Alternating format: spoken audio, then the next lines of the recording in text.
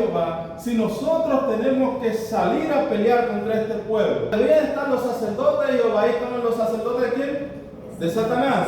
El pueblo cayó en desgracia. Entonces esa muchacha era sacerdotisa. Se hacían sacrificios humanos. La presencia de Jehová. Amén. Y como está la presencia de Jehová, entonces el enemigo tiene que ausentarse. Su vida estaba en peligro. Todo ser humano un día subirá al Calvario. No importa cuántos programas has preparado, no importa cuán bien usted pueda predicar, no importa cuán bien usted pueda cantar, no importa cuántas personas te ha ayudado. Cuando estés allá sobre el Carmelo, hay una sola cosa que te puede hacer salir ileso. Se llama la presencia de Jehová.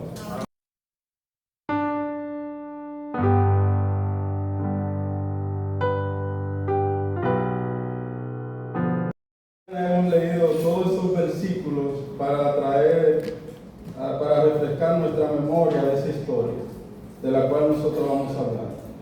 Resulta y acontece que un día Dios se acerca a un hombre y le dijo que de él iba a ser una gran nación. ¿Cómo le llamaba ese hombre? Abraham. Y él le dijo, todos esos lugares que has andado, todos esos lugares que has visto, todo eso va a ser suyo, pero lo va a habitar ¿quiénes? Tus descendientes. Y Abraham lo creyó así. Y pasó el tiempo, el pueblo de Dios fue a Egipto, y allí en Egipto se multiplicaron en gran manera. Y Dios con mano fuerte sacó su pueblo, ¿de dónde? Del pueblo de Egipto. Cruzaron el Mar Rojo, cruzaron el Jordán, y entonces, después de cruzar el Jordán, ellos ya estaban en la tierra prometida, y lentamente tenían que ir sacando a las personas que estaban, conquistando todas las tierras, porque era una promesa que Dios le había hecho a Abraham su padre. Pero cuando el pueblo cruza el Jordán, Dios le dice algo al pueblo muy interesante. Le dice al pueblo que vuestras hijas no se casen con los hijos de los extranjeros. ¿Por qué? Porque ellos adoran a ídolos. Y entonces ellos van a hacer que vuestro corazón se incline a ¿quiénes? A sus ídolos.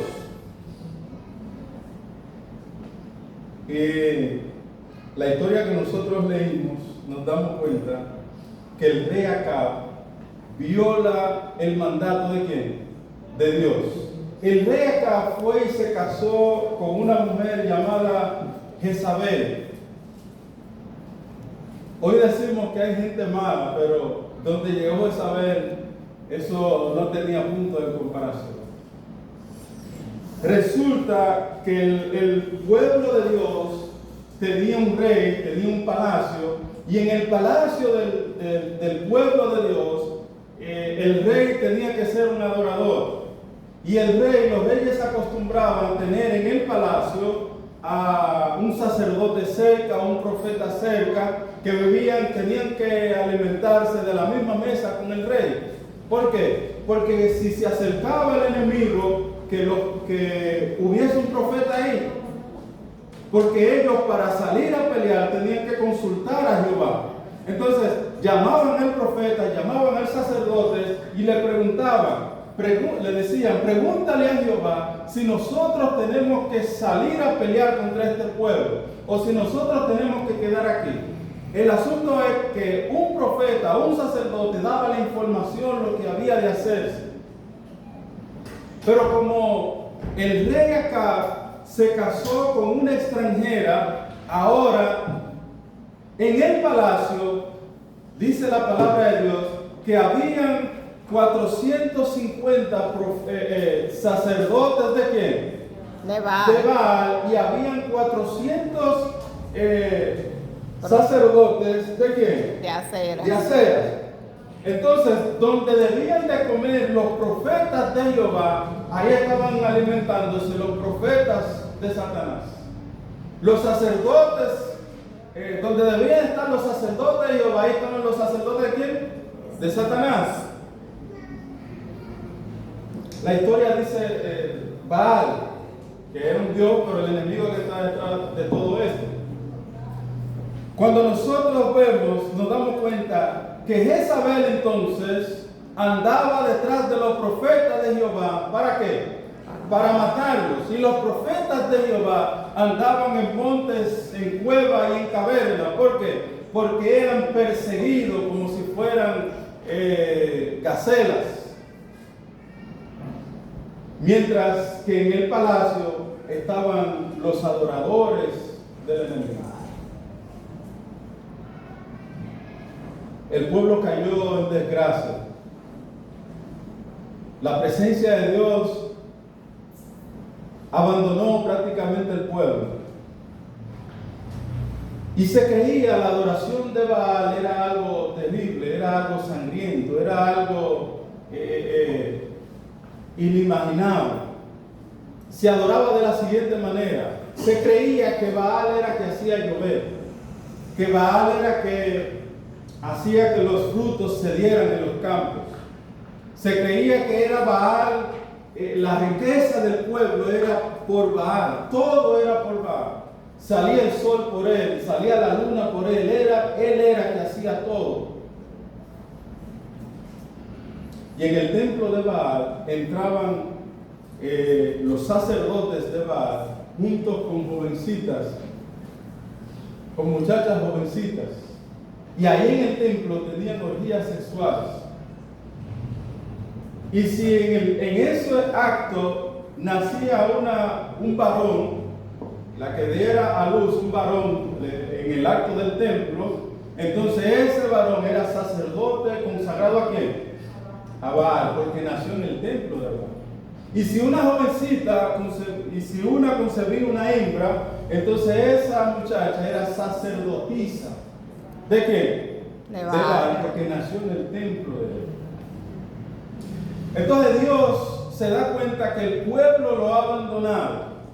Entonces Dios dice lo siguiente: bueno, si Baal le está dando agua, si Baal está haciendo llover, yo no voy a mandar agua entonces, porque ya Baal está mandando agua. Y Dios dice, bueno, el agua que yo estoy mandando no va a caer. Y se paró el agua. Pasaron los días, no llueve. Pasaron los meses, no llueve. Llegó un año y no llueve. La miseria empezó a arropar el pueblo. Los ríos empezaron a secarse. Las fuentes de aguas más ricas se secaron. Los animales empezaron a morirse. ¿Por qué? Por falta de agua. Ahora bien, los adoradores de Baal, mientras más, los adoradores del enemigo, mientras más caen en miseria, la adoración hacia el enemigo se intensifica más. Mientras más cae en miseria, mientras más pasa el tiempo que no llueve, la adoración se intensifica más. ¿Por qué? Porque se creía que si Baal no mandaba agua era porque él estaba guapo. Y de la única manera para apaciguar la furia de Baal era haciendo sacrificios. Y se hacían sacrificios humanos. Si hoy se sacrificaban 50 personas, 50 niños, mañana había que sacrificar 100. Pasado mañana entonces el sacrificio era mucho más y era más sangriento. Por eso narra la palabra de Dios, cuando ellos estaban alrededor del altar llamando a Baal para que hiciera llover, para que quemara el holocausto, dice que ellos se cortaban y corría la sangre, y dice la Biblia, era como de costumbre. Israel completo era un cementerio de sacrificios humanos. Los adoradores de Baal rogándole a Baal que mande agua porque se están muriendo. Y viviendo esa circunstancia, la miseria era terrible. El rey buscaba tanto al profeta porque el rey llegó a temer hasta por su vida, porque la miseria había arropado todo.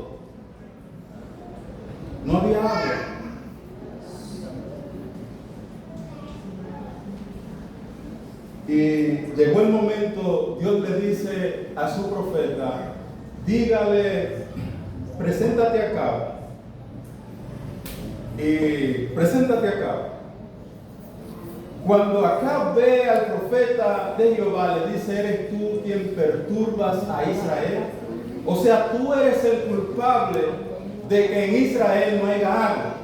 Tú eres el culpable de que en Israel se estén muriendo los animales. Tú eres el culpable de que en Israel se estén muriendo tantos niños. Y el profeta de Jehová le dice, yo no he perturbado a Israel. El que ha perturbado a Israel ha sido tú y la casa de tu padre, que han abandonado ¿qué? Los mandamientos de Jehová y han seguido en pos de los Baales. Y el profeta le dice inmediatamente, para que nosotros vamos a marcar un parámetro hoy, para que nosotros nos demos cuenta quién es el Dios que manda, si es Baal o es Jehová de los ejércitos. Vamos a subir al Carmelo. Y allá en el Carmelo, entonces, que se le entregue un buey, que se le entregue un buey a los adoradores de Baal. Y vamos a hacer cada uno un holocausto. Y no vamos a poner fuego debajo. Y vamos a rogarle, ustedes van a rogar a Baal, y yo voy a rogar a Jehová. El Dios que responda con fuego, entonces nosotros no vamos a dar cuenta. Ese es Jehová. Y el pueblo, bien dicho, no hay problema. Quiero hacerte una pregunta ahora.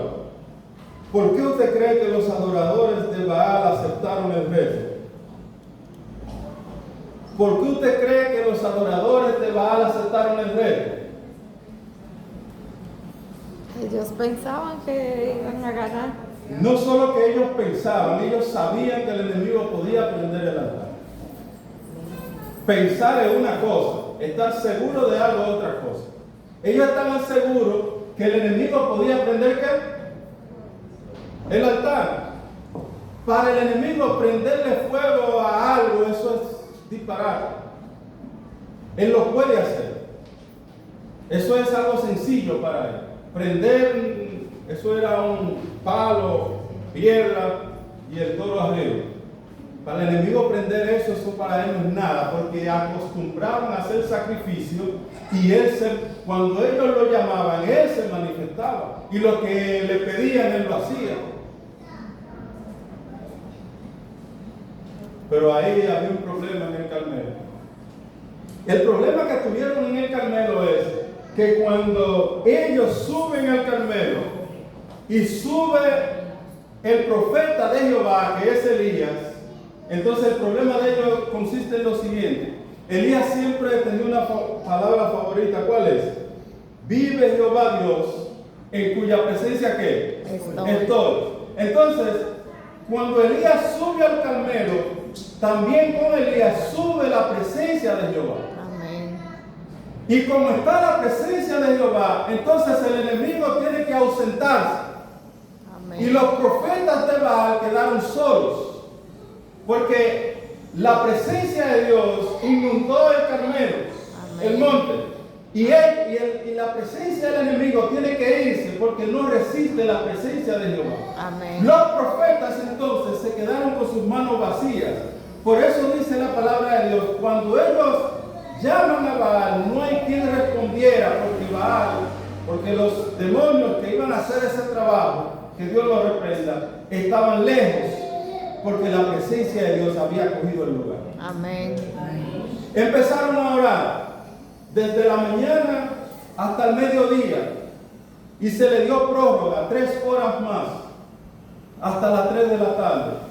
Y ellos hacían de todo, hicieron de todo para que se quemara el sacrificio.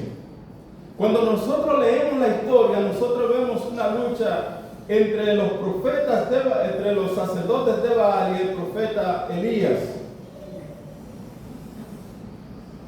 Pero ahí la lucha era entre Dios y Satanás. Si la presencia de Dios se ausenta un solo segundo en el monte Carmelo, entonces se enciende el altar de Baal. Pero la presencia de Dios se mantuvo firme en ese lugar.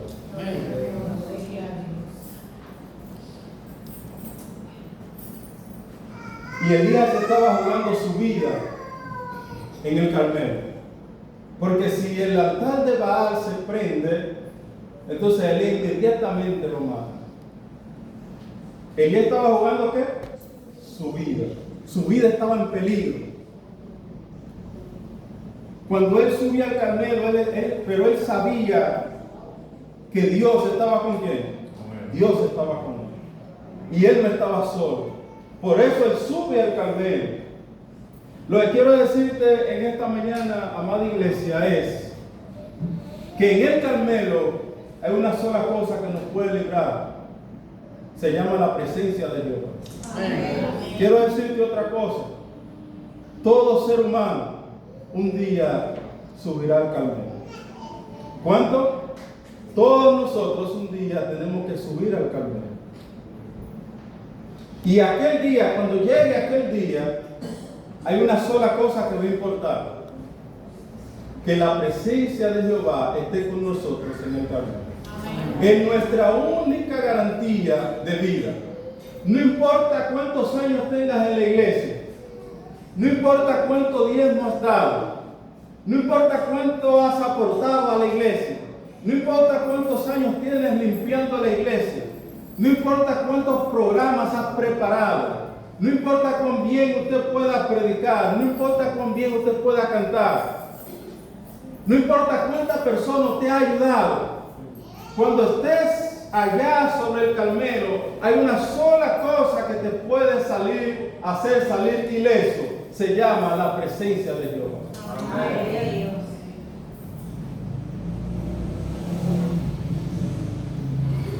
A veces nosotros creemos que tenemos que hacer algo para ser salvos. Eso lo guardamos dentro de nuestro corazón, que tenemos que hacer algo. Ya todo fue hecho. Amén. Para nosotros salvarnos, todo fue ¿qué? Ya fue hecho. Amén. A veces confiamos en nosotros mismos. Yo me acuerdo, teníamos una actividad que íbamos a la cárcel, y de manera natural el ser humano es así. Como yo vengo a la iglesia, yo no violo la ley, trato de no violar la ley, cosas así. Cuando vamos a la cárcel, miramos a los presos como que son más pequeños que nosotros, menos que nosotros, porque son violadores, son ladrones, son asesinos. Solamente solamente nosotros abrigar ese pensamiento nos pone a nosotros en una menor calidad espiritual que los presos, mucho menor. ¿Por qué? Nosotros, acuérdate de la parábola de Jesús. Dos hombres van al templo. Uno vivía como correctamente, según él, y el otro no quería ni siquiera entrar al templo y se daba en el pecho desde lejos: sé propicio de mí, porque soy ¿qué? Un pecador. Y los dos regresaron a su casa. El primero regresó sin que el cielo lo escuchara, y el otro regresó que el cielo lo escuchó y le respondió. A veces estamos haciendo cosas y pensamos que, bueno, ya yo tengo todo agarrado, yo tengo todo porque yo hago esto. La salvación se llama Cristo Jesús. Amén. La salvación no se escribe, no se expresa, no se puede llevar en un bulto, no se carga dentro de unas páginas. Salvación se llama Cristo. Amén. Y cuando Elías subió al Carmelo, Cristo estaba a su compañía. Él andaba con Cristo. Y cuando el enemigo quería entrar, entonces se encontraba con quién, con Elías. Se encontraba con la presencia de Dios. Y no podía pasar. Porque hay una sola cosa que el enemigo respeta. Usted puede hacer el año bíblico cada vez que usted quiera. Usted puede hacer todo lo que usted quiera. El enemigo no respeta nada de eso. El enemigo solo respeta la presencia de Dios. Amén. Solamente. El llamado, iglesia, en esta hora es que nosotros podamos decir como Elías de todo corazón: viva Jehová Dios, en cuya presencia estoy. Amén. ¿Hay alguien en esta mañana que quiere caminar en la presencia de Jehová? Amén. Amén. He decidido seguir a Cristo. He decidido seguir a Cristo. He decidido seguir a Cristo. No vuelvo atrás, no vuelvo atrás. La vida antigua la he dejado. La vida antigua la he dejado. La vida antigua la he dejado. No vuelvo atrás, no vuelvo atrás. Si hay alguien que quiere una oración especial, puede pasar aquí delante. Aunque mis padres me deshereden, aunque mis padres me deshereden, aunque mis padres me deshereden, no vuelvo atrás, no vuelvo atrás. Si otros vuelven, yo sigo a Cristo. Si otros vuelven, yo sigo a Cristo.